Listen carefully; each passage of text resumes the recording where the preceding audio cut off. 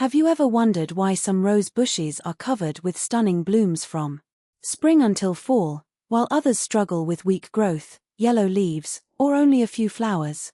The truth is, growing beautiful roses isn't about luck or having years of gardening experience.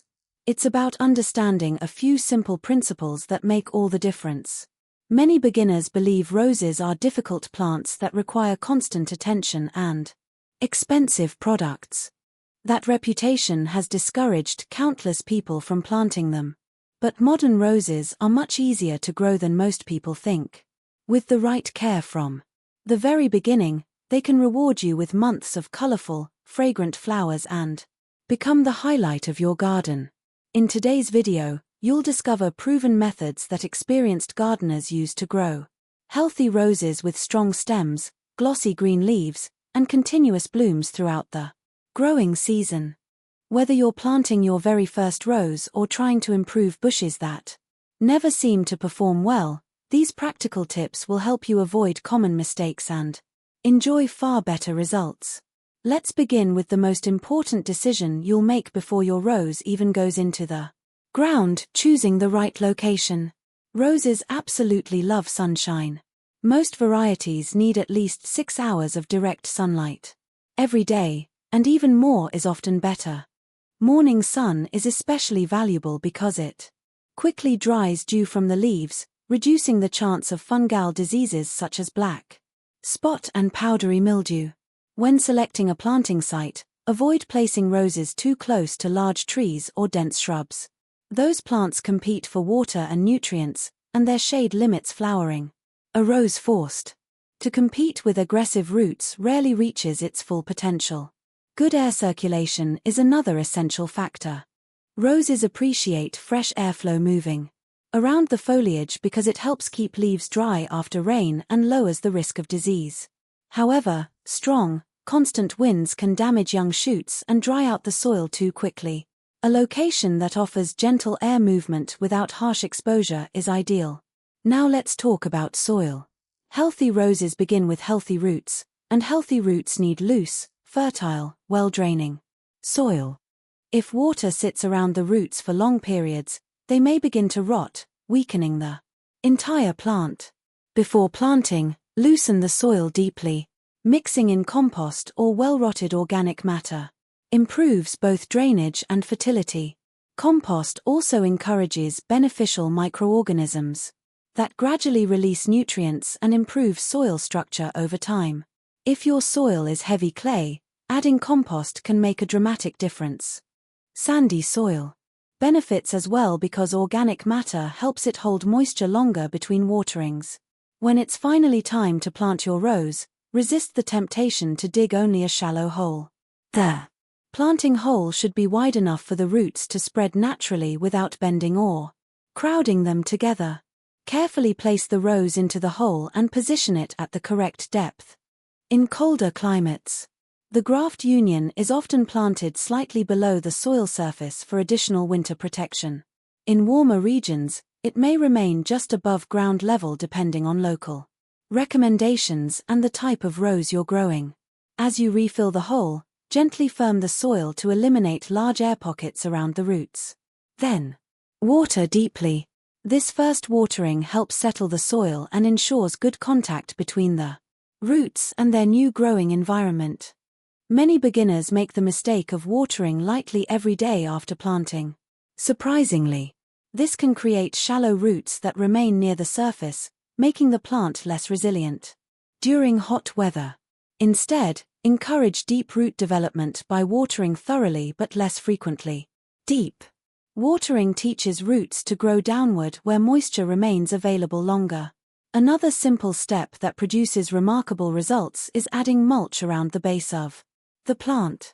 A 2 to 3 inch layer of organic mulch helps conserve moisture, suppress weeds, moderate soil temperature, and gradually improve soil quality as it breaks down. Wood chips, shredded bark, compost, or leaf mold all work well. Just remember not to pile mulch directly against the stems. Leave a small gap around the base to prevent excessive moisture buildup, which can encourage rot and disease. During the first few weeks after planting, keep a close eye on your rose. Some transplant. Shock is normal, but healthy new shoots and fresh leaves are excellent signs that the plant is settling into its new home. Patience is important. Many gardeners expect immediate spectacular blooms, yet roses often spend their early energy establishing strong roots. That investment below ground pays off with healthier growth and heavier flowering later in the season. Now that your rose is planted in the right location, it's time to focus on the care that determines whether it simply survives or truly thrives. The difference between an average rose bush and one covered in vibrant blooms often comes down to 4 key practices: proper watering, balanced feeding, thoughtful pruning, and consistent maintenance. Let's begin with watering, because it's one of the most misunderstood aspects of rose care. Many beginners assume roses need water every day, especially during warm weather. In reality, frequent shallow watering often does more harm than good. When only the top layer of soil gets wet, the roots stay close to the surface, making the plant more vulnerable to drought and heat. Instead, water deeply and thoroughly. A slow, generous soaking encourages the roots to grow farther into the soil, where moisture remains available much longer. Deep roots create stronger, healthier plants that tolerate dry periods far better. As a general rule, roses usually need about 1 inch of water per week, including rainfall. During extremely hot or windy weather, they may require additional watering. Rather than following a fixed schedule, check the soil. If the top 2 or 3 inches feel dry, it's time to water. Always try to water the soil instead of the leaves.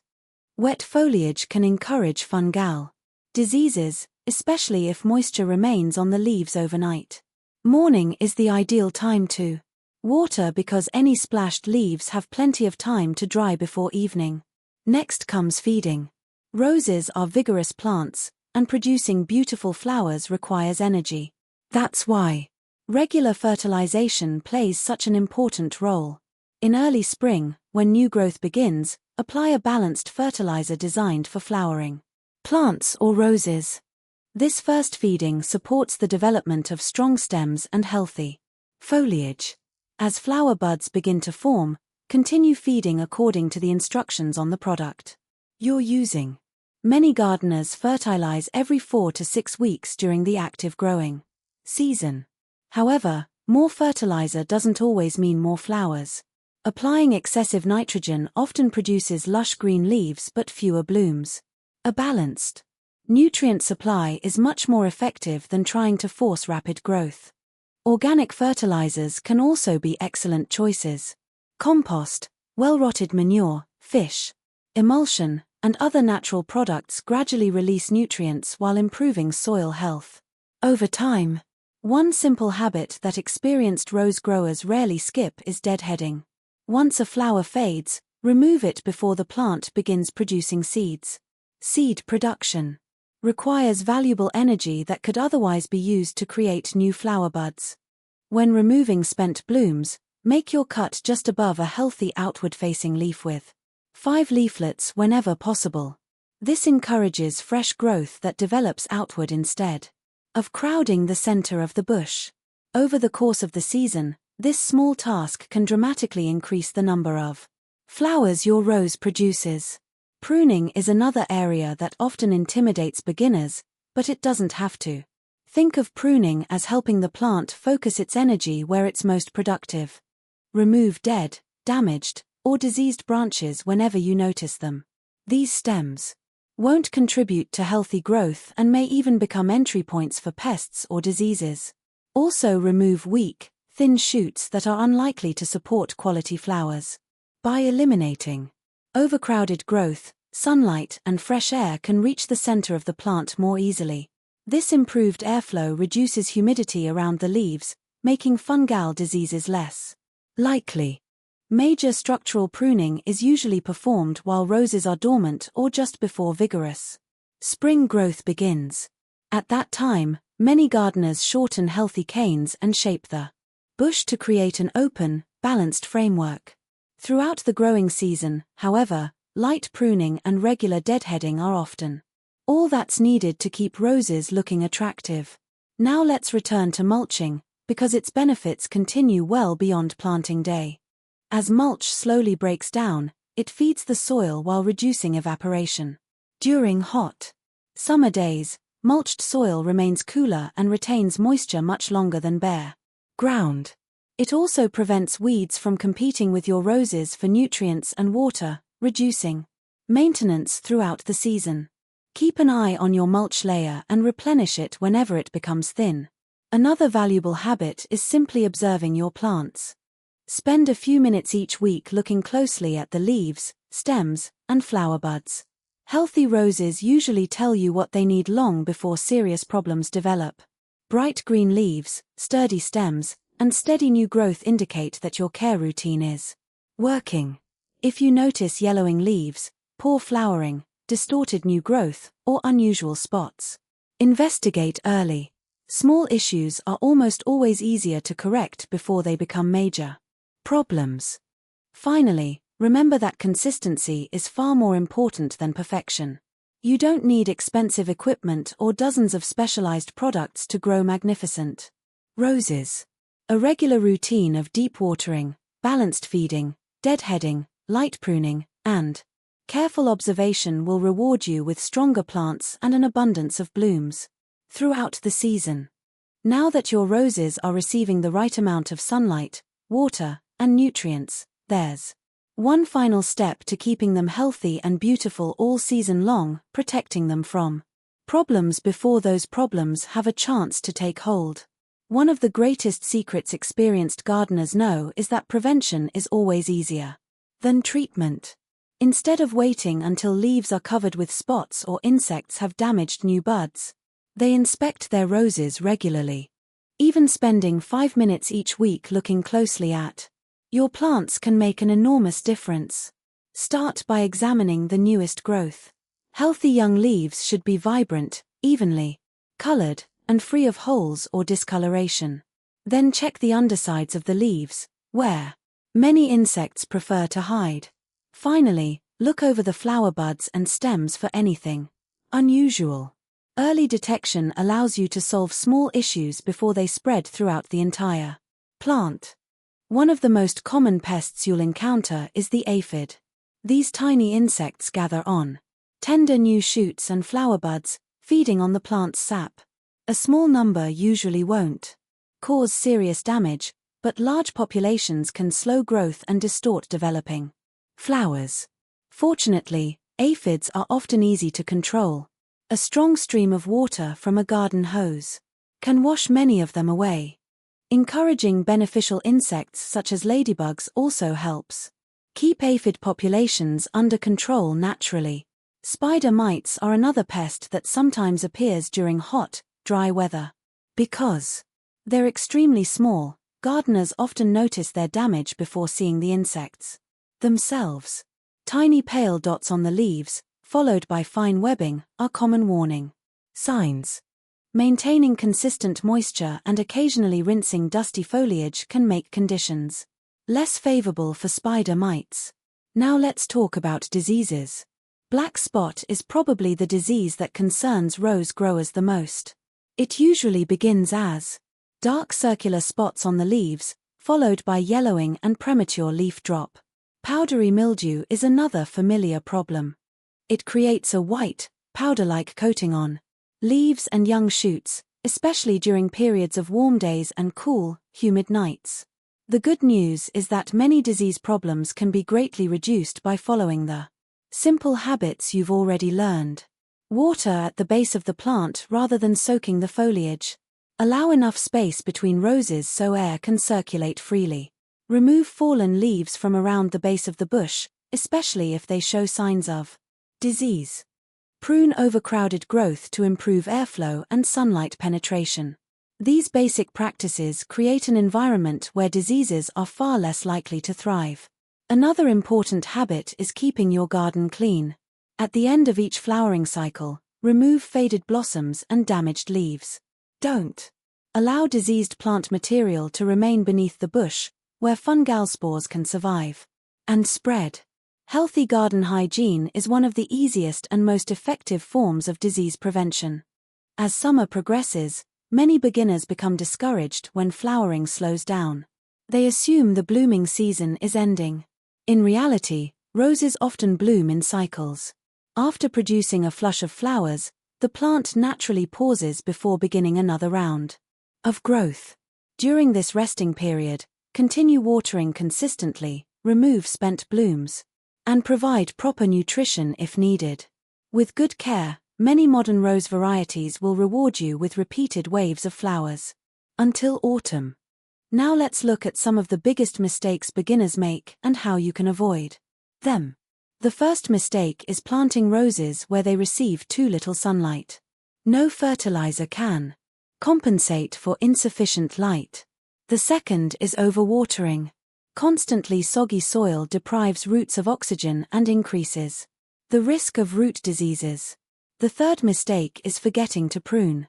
Dead or crowded branches reduce airflow and force the plant to waste energy on unproductive growth. Another common error is applying too much fertilizer. More nutrients do not automatically produce more flowers. In fact, excessive feeding can create vigorous leafy growth while reducing blooming. Some gardeners also give up too quickly. Newly planted roses often spend their first season developing strong root systems. Once those roots are established, the plant usually becomes far more vigorous and rewarding in the years that follow.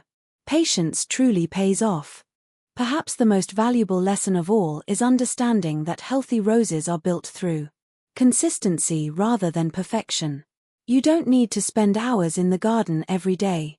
A few minutes each week spent watering properly, removing faded flowers, checking for pests, and observing new growth can keep your roses thriving for months.